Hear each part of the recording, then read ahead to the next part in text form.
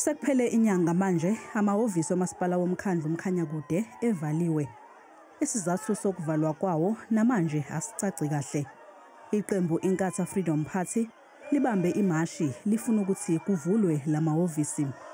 Inkatha ihlangene lapha namhlanje ukuba sizozwakalisa ukunengeka kwethu njengeNkatha Freedom Party ngesenzo somkhandlu waseMkhanyakude ngaphansi bobuholi buka-ANC sokuthi kuvalwe amagate aseMkhanyakude.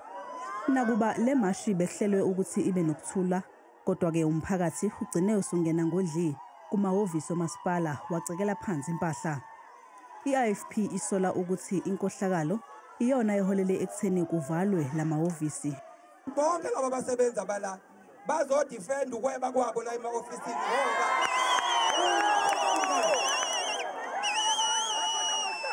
uma sekufike uphenyo luzofike likhiphe bona laba njengabantu abasetshenziswayo ukukhipha imali eMkhanyakude ukuyokondla abaholi baka-ANC.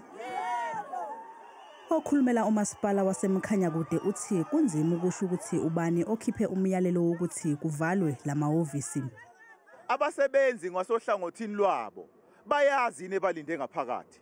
Lo muntu ola ngaphakathi uhlale ebasuspenda, ebaxosha, ebavalela amaholo, akekho njengoba besekhethi nje bayathanda ukusebenza kodwa isimo abasaziyo. Thina amakhansela sithi asikwazi ukuphoqelelwa ukusebenza no-administrator ngaphansi kwe-administration engekho enga-approviwe uminister. Kusukela kuvalwe lamahhovisi kunzima ukuthi izakhamuzi zihlinzekwe ngezidingo ezifana namanzi.